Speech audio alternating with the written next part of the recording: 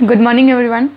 It is the third lecture of factors and multiples, and prime factorization is a part of factors and multiples, and it's a common topic for class 5 and class 6. So the students of both classes, class 5 and class 6, are requested to pay attention and just try to understand what is prime factorization. In this video we are going to study about prime factorization, and in the previous video we have studied about prime numbers. So what is prime numbers? तो यहाँ से हम पढ़ेंगे कि prime number होता क्या है. तो जैसा कि हमको मालूम है कि कोई भी वैसा नंबर जिसका मात्र दो फैक्टर्स हो, यानी एक 1 हो और दूसरा इटसेल्फ हो, तो उसको हम प्राइम नंबर्स कहते हैं. और प्राइम फैक्टराइजेशन, फैक्टर भी मालूम है कि कोई भी जो नंबर है वो किस किस नंबर से एग्जैक्टली डिविजिबल है, वो उसका फैक्टर है. अब प्राइम मालूम है, फैक्टर मालूम है, फैक्टराइजेशन जो है उसी को कहते, जैसे कोई भी जो नंबर दिया हुआ है उसको उसके प्राइम नंबर्स के मल्टीप्लिकेशन के फॉर्म में जब हम एक्सप्रेस करते हैं तो उसी को कहते हैं प्राइम फैक्टराइजेशन. तो सबसे पहले हम प्राइम फैक्टर देख लेते हैं कि क्या है. तो a factor of a given number is called a prime factor if this factor is a prime number. मतलब अगर कोई भी जो एक नंबर है उसका कोई फैक्टर दिया हुआ है तो उसको हम प्राइम फैक्टर तभी कहेंगे जब वो फैक्टर जो है वो एक प्राइम नंबर है. For example 2 and 3 are prime factors of 12. 2 और 3 जो है वो 12 का फैक्टर है. 12 का और भी फैक्टर है जैसे कि 4 हुआ. तो 2 और 3 जो है वो प्राइम नंबर है और 12 का फैक्टर भी है. तो इसीलिए 2 और 3 जो हो गया वो प्राइम फैक्टर्स हो गया.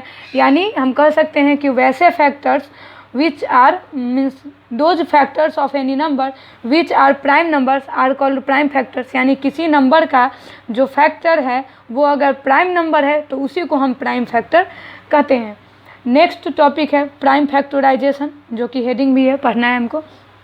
उसको कहता है कि to express a given number as a product of prime factors is called prime factorisation.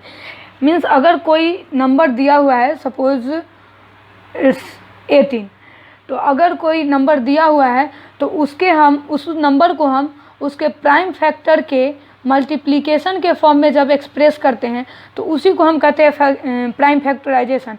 For example 18 को हम क्या लिख सकते हैं, तो 2 × 9 18 हो गया. 9 प्राइम फैक्टर नहीं है, 9 क्या है, कंपोजिट नंबर.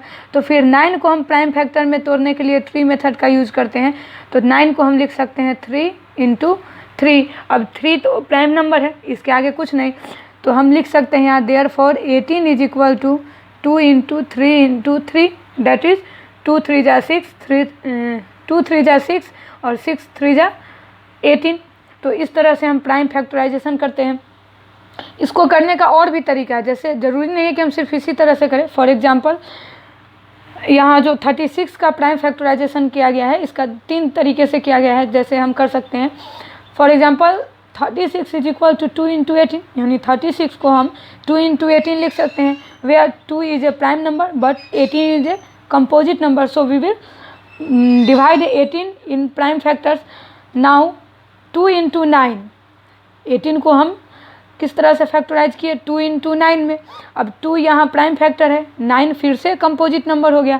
तो हम इस कंपोजिट नंबर को फिर से हम प्राइम नंबर में कन्वर्ट करेंगे, तो 9 को हम लिख सकते हैं 3 × 3. तो इस तरह से हम इसको फैक्टराइज कर लिए. दूसरा तरह जो है करने का, कि ऐसे ना करके हम दूसरा तरीके से कर सकते हैं. तो 36 को हम लिख सकते हैं 3 × 2 है, 12 3 जा 36. तो इस तरह से, तो 3 जो है वो प्राइम नंबर, 12 हो गया कंपोजिट नंबर. तो जो भी कंपोजिट नंबर आता है उसको हम प्राइम में तोड़ते हैं, तब तक प्राइम में इसको डिवाइड करते जाते हैं जब तक कि वो लास्ट में जाकर के सिर्फ प्राइम नंबर्स ना बच जाए. तो 12 को हम लिखे 2 × 6, where 2 is a prime number but 6 is a composite number. तो हम 6 को फिर से तोड़ेंगे, तो 6 को लिख सकते हैं 2 × 3. मीन्स उसको लोएस्ट टर्म में लेकर के जाना है, जहाँ की जो भी नंबर दिया हुआ है वो सिर्फ प्राइम नंबर्स में आ जाए. यानी सारे कंपोजिट नंबर्स को हमको ब्रेक करके ब्रेकिंग रूल यूज़ करना है, जिसको ट्री मेथड कहते हैं, और लास्ट में सिर्फ प्राइम नंबर्स बचना चाहिए. तो एक तरीका ये हो गया. दूसरा है 36 को करने का, कि हम इसको लिख सकते हैं 9 × 4, where 9 and 4 both are composite numbers. Then we will break 9 as well as 4. For example 9 को हम लिख सकते हैं 3 इंटू 3 दैट इज़ 9 एंड 4 को हम लिख सकते हैं 2 इंटू 2 दैट इज़ 4. तो इस तरह से हम इसको ब्रेक कर लिए.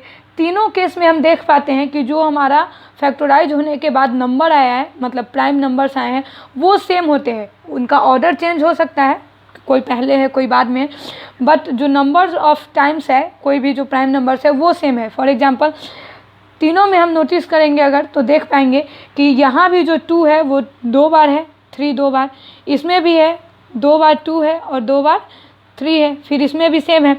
तो हम एक चीज़ इससे समझ पाते हैं कि कोई भी अगर नंबर जो दिया हुआ है, अगर हम उसका प्राइम फैक्टराइजेशन करते हैं तो वो सेम आता है. It may that the orders of the numbers में चेंज बट द नंबर्स और प्राइम नंबर्स आर सेम. मतलब उसका ऑर्डर चेंज हो सकता है, कोई पहले हो सकता है, कोई बाद में हो सकता है, दैट डजेंट मैटर. बट जो नंबर है जैसे 2 और 3 है, 2 2 टाइम्स है और 3 भी 2 टाइम्स है, तो ये हमेशा सेम ही रहता है. और इसको हम यूनिक फैक्टराइजेशन मेथड भी कहते हैं, इस मेथड को. अब यहाँ पे हम देख पा रहे हैं कि कोई जो नंबर है वो 2 बार अगर है तो उसका पावर हम लिखते हैं, जैसे कंसेप्ट ऑफ पावर इसको कह सकते हैं. कैसे होता है, तो if any number is multiplied 2 times 3 times 4 times और more than 4 times then, so concept of power क्या है, तो सपोज अगर कोई नंबर है कि 2 टाइम्स है, 2 इंटू 2, तो हम इसको जो बेस इसका बेस है दैट इज़ 2, तो पहले तो उसको 2 लिख लेते हैं. और number of times means how many number of times 2 is repeated, तो 2 जो है वो 2 बार है तो हम 2 का पावर 2 लिख दिए. नेक्स्ट में 2 जो है वो 3 टाइम्स है तो 2 का पावर 3 लिख दिए. उसके अगले में 4 टाइम्स है तो 2 का पावर 4 लिख दिए. पढ़ते कैसे हैं, तो पढ़ने का तरीका है कि 2 का अगर पावर 2 है तो हम 2 स्क्वायर बोल सकते हैं, पावर अगर क्यूब है तो 2 क्यूब बोल सकते हैं, और more than this we can say that 2 to the power 4 और 2 रेज्ड टू द पावर 4, इस तरह से भी बोल सकते हैं. तो अगर हम जब इसको फैक्टराइज करें तो कोई नंबर एक से ज़्यादा बार अगर रिपीट होता है तो हम उसको पावर के फॉर्म में रिप्रेजेंट कर देते हैं, जैसे 2 इंटू 2 इंटू 3 इंटू 3, तो इक्वल टू हम लिख सकते हैं 2 to the power 2 into 3 to the power 2. इस तरह से ये सॉल्व हो जाएगा. नीचे एक क्वेश्चन दिया हुआ है कि अगर आपको कहा जाए कि कोई क्वेश्चन है उसको फैक्टराइज करना है, प्राइम फैक्टराइजेशन करना है, तो हम किस तरह से करेंगे. तो सपोज 12 का करना है, जो कि एक्सरसाइज 2C का पहला क्वेश्चन है क्लास 6 का.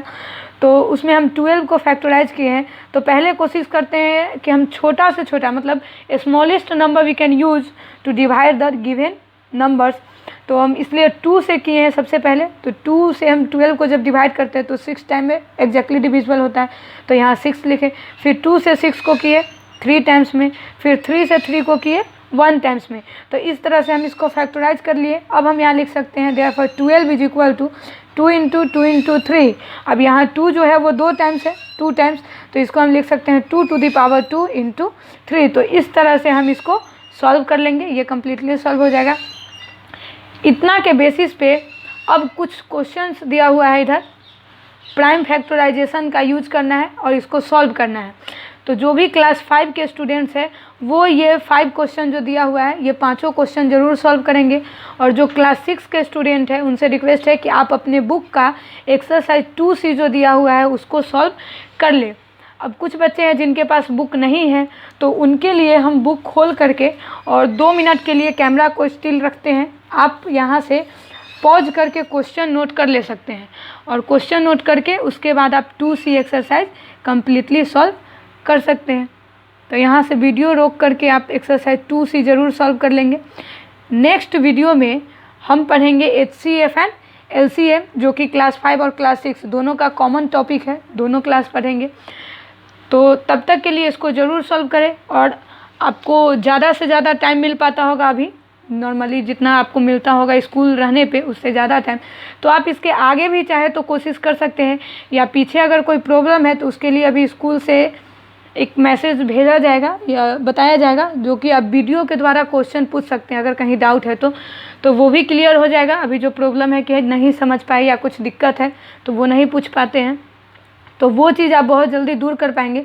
तब तक के लिए आपका जो पीछे का अगर छूटा हुआ है तो उसको सॉल्व कर ले, बहुत अच्छा टाइम है अभी आपके पास. छूट जाएगा तो फिर वो छूटा ही रह जाएगा, फिर टाइम नहीं मिल पाएगा, लास्ट में सिलेबस का भी बहुत ज़्यादा टेंशन हो जाएगा. तो इसलिए जितना होते जा रहा है उसको आप ज़रूर सॉल्व करते जाए, छोड़े नहीं.